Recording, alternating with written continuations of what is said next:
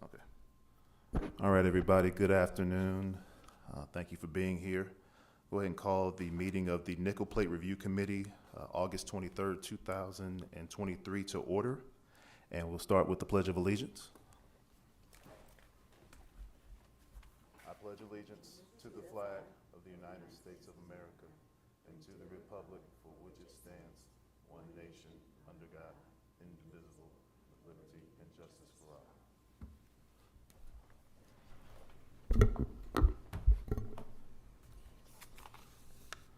All right, thank you. And next, Kay, if you will call roll, please. Yes. Ms. Stoller? Here. Ms. Nieves? Here. Thank you. Mr. Johnson? Here. Ms. Bowman? Here. And Mr. Block? Here. Thank you. Thank you, everybody. We have a quorum to do business. Next, move on to approval of the minutes from the June 28th, 2023 meeting. Anybody have any concerns with the minutes? If not, entertain a motion to approve. So moved. Second. It's been moved and properly second. Any discussion? All in favor, please signify by saying aye.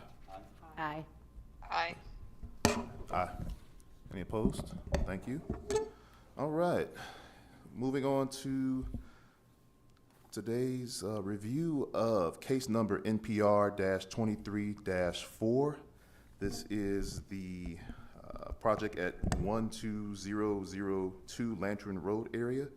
And Ross, I will let you take it from here. Thank you. Good evening. For the record, Ross Hillary, Assistant Director for Planning and Zoning. Before you tonight is NPRC 23-4, which is City Walk on Nickel Plate. We'll likely be referring to it as the City Walk. It's a longer, shorter title. But you are correct. The property address is around 1200 Lantern Road. The subject site is located east of Lantern Road and west of the Nickel Plate Trail. This map shows the current parcels that are under common ownership.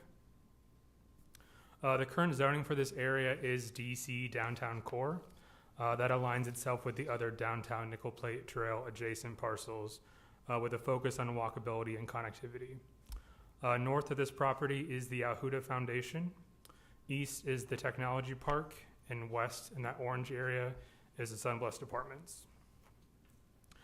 Here's the overall site plan for the project, and tonight Fager Drinker, on behalf of the property owner, is requesting approval of the site plan and the architecture. I'll break this down into three different parts, which is the three different housing.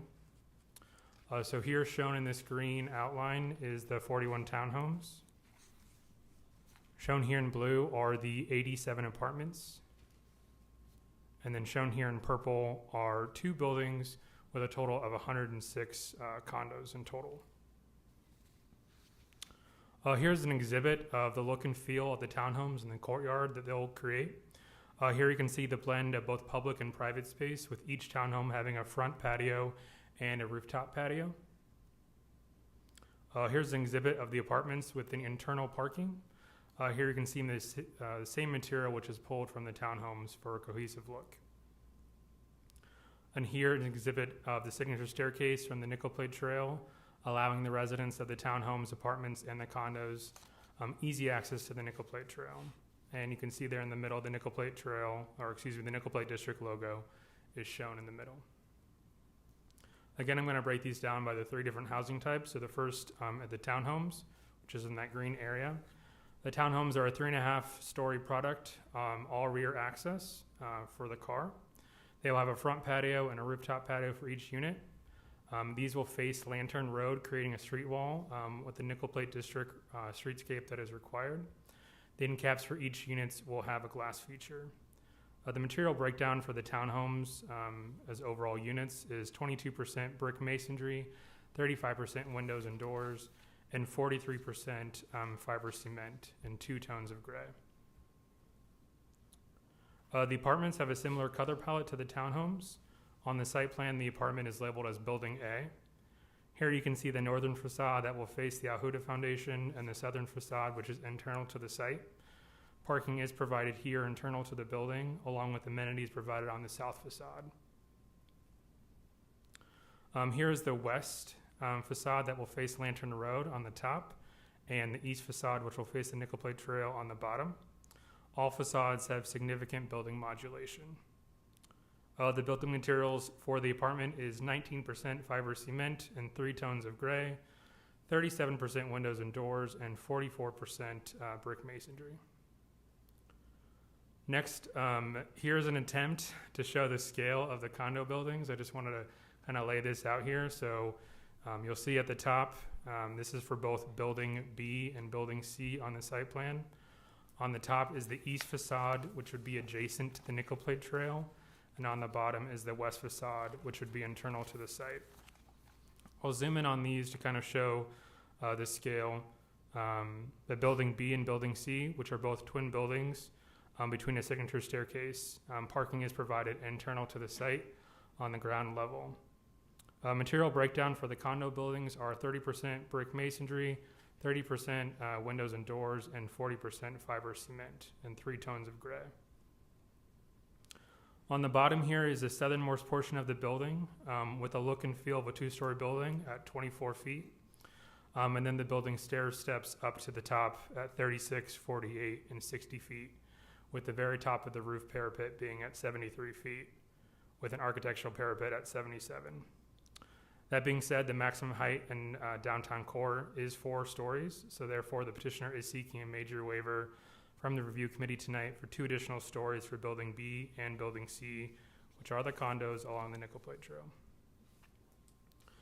Staff is supportive of their primary maximum height waiver. The condos have a tiered effect that gradually raises from 2 stories to 6 stories along the length of the 2 buildings.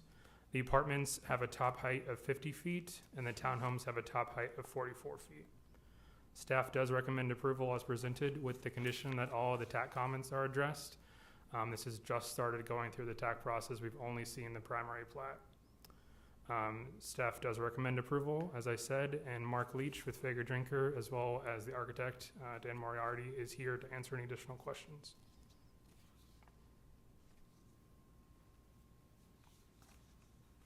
Hi, I'm Mark Leach with Fager Drinker. I'm a land use planner. Offices at 600 East 96th Street in Indianapolis.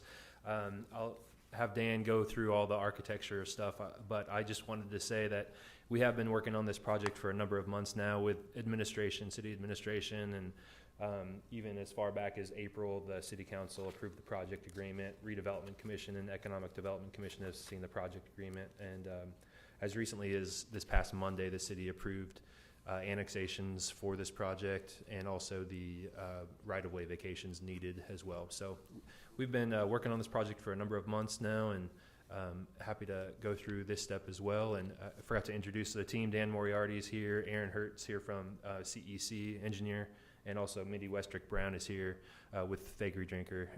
And we're happy to answer any questions, and I'll bring Dan up here to do his presentation walkthrough.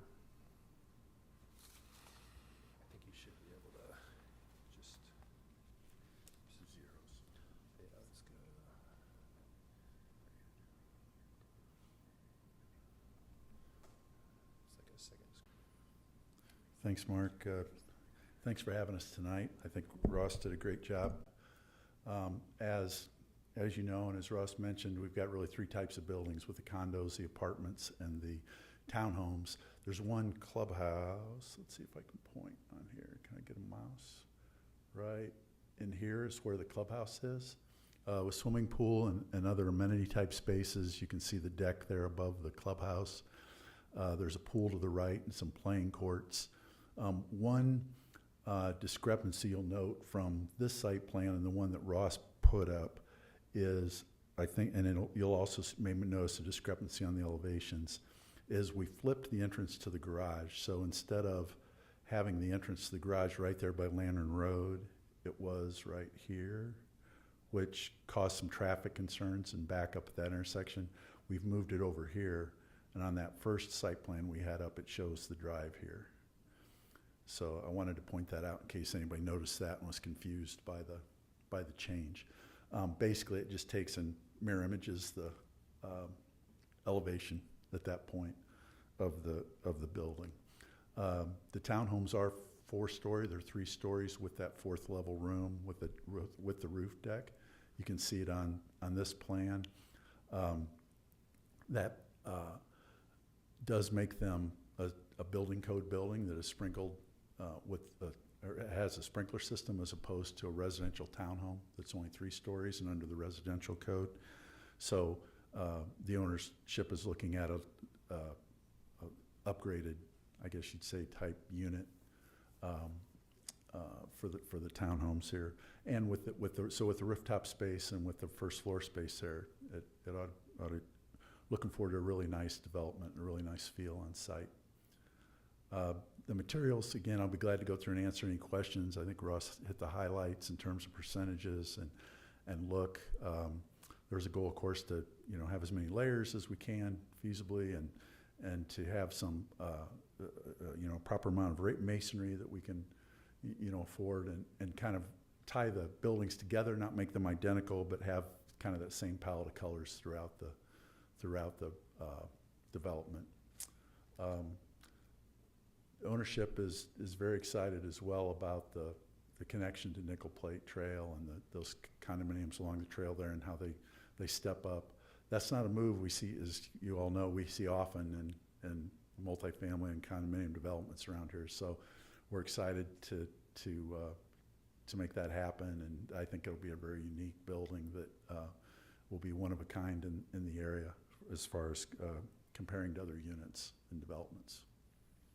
So with that, I guess if there's any questions, I'd be glad to answer them, or any particular things you want me to point out. I have some questions here. Sure. Couple of things. Number one, I see the elevation along Lantern. Will there be the walkway, streetscaping, things like that between those townhomes and and Lantern Road? Yes, and that's one thing. Other thing I should have pointed out. So thanks for mentioning that. That's one other thing you'll notice if you look carefully at the 2 site plans. This one that was submitted and the first one we put up, there's a 15-foot easement along between the sidewalk and the townhome proper that will create some additional buffer there from what's shown.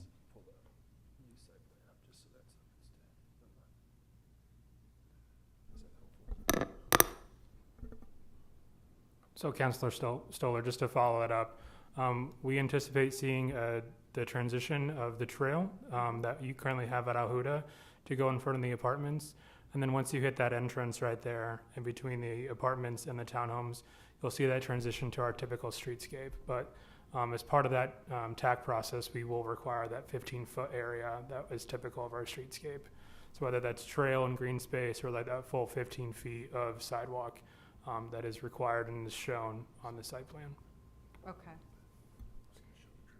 On top of that, and I know this is a TAC thing most likely, but so the entrance exit from Sunblest, I think that's Sunblest Lantern. Boulevard right there, Yeah. right onto Lantern. Is that going to be right in and right out only? That's what it looks like in this picture. Is that part of the plan? Aaron Hurd, our civil engineer from CEC, is also here. I'll let Thank Aaron you. talk about it. Yeah, so you can kind of see on the site plan, are you talking about the curb cut on the west side of the road there? Yes, the Yeah, west side okay. there. So I Is think that that's part of the project, actually- or is that just? That's the existing entrance, so we're not really looking to modify that entrance at all. So I think it currently has a median at that location, or? No, it's just a right left. I mean, there's no right in, right out, right? It's Okay. just a regular Okay, intersection. I think the intent is to keep that as is, so but Yeah. we'll work with engineering, obviously, on the TAC. Was that process. Yeah, so- addressed in TAC? There is a place there for the Sunblest signs, Sunblest apartment signs, and I think that's what it's showing. is Yeah. that little bit of So the entrance, that is Regency Drive. Okay. Sunblest is opposite Oh, of it's Alhuda. north. Okay, okay. I'm sorry. Yes. That's going into the Sunblest apartments. That's not going Okay. into the neighborhood. Is that right in, right out? No. No, from my understanding with engineering, I believe we're trying to have full access for both these entrances. Okay. But if there is any other discussion, engineering will make that determination. I would say, I know that's an engineering thing. It's Yeah. just also Yeah. one But of the the biggest Regency concerns Drive- I've heard about this development is the traffic on that road and how to manage it, especially with that many more. But again, I know that's not what we're here for, but it is a concern I wanted to bring up. Otherwise, I'm excited about the project. I think it looks really, really nice. Yeah, And I'm super excited about townhomes and condos. one quick note on that entrance. We did talk with engineering, and that entrance was widened out. So we have a 3-lane entrance at our exit, so people could go right, left, and in. And then we've added another turn-in lane there as part of our project. So, so I think the intent is not to modify the west side, but modify our project side. Yeah. So, Well, and I yeah. was glad to see that you switched the garage entry. I think that makes Yeah, a lot of I think that'll sense, help just a to lot. have a little Yeah. more buffer there, and Yeah. yeah. So I can share that I've reached out to the mayor regarding the traffic along Lantern Road with this. The other night at council, I had a conversation with Sunblessed Apartments. They have they have concerns, not issues, but they have concerns with this as well. And the mayor has assured me that staff will be watching this, the engineering will be watching it. We do have the easement in case if anything does need to be done to the road, that they can go back and, whether it's a roundabout or widening of the road or whatever, that they recognize that there may be stuff that needs to be done, once this is completed or whatever. okay. I mean, So it's I gonna be just hope we can stay ahead of that game Yeah. versus behind that game, in my opinion. But again, And then we're here for architecture. I Sorry. did have one more question on this. Those pickleball courts, pickleball. I can't tell you how much I hear about pickleball. People love So with this, I'm looking that you have apartments and condos right there near those pickleball courts. One of the things that we had a country club that was going to put in some pickleball courts, and the noise issue. I mean, what I don't want is I don't want someone coming back to me here in 6 months after this is built. Oh my gosh, I can't stand the noise from the pickleball courts outside my window.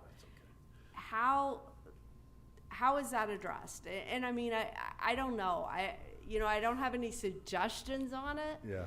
I think a noise ordinance on the pickleball courts would probably be appropriate. Maybe it's limiting the hours they're open. My I don't opinion know. is you have to know what you're getting into, and if it's a concern for your living space, then that's a choice that you make to either accept or deny the potential for sound. I don't. Well, we had people that moved above a bar and then complained. Yeah, but I think that that's a fair argument to make. I mean, this is what I do for a living. We talk about the consequences that come up with choosing where you live, and you weigh the pros and the cons, and that's something you know that is outside your door. And if Do you have choose any to insight on, do you know of any restrictions that they're placing on the pickleball courts, or any experience with past developments? We haven't talked about that specifically, but I think it's a property management issue, like you said, that they'll have to deal with, whether it's hours,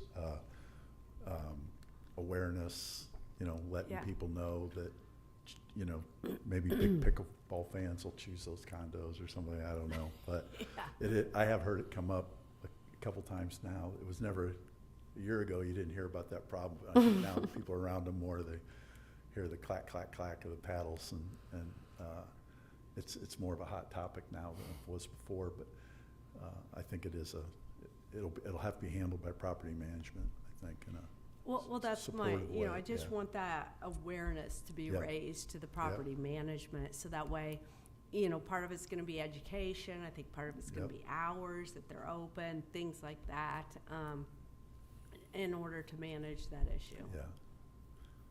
That's my only question, and I'm excited about this project as well. And maybe it's outside the purview of this particular board, but has there been any conversation with the school district about buses? So where school buses will pick up, drop off, is that any consideration?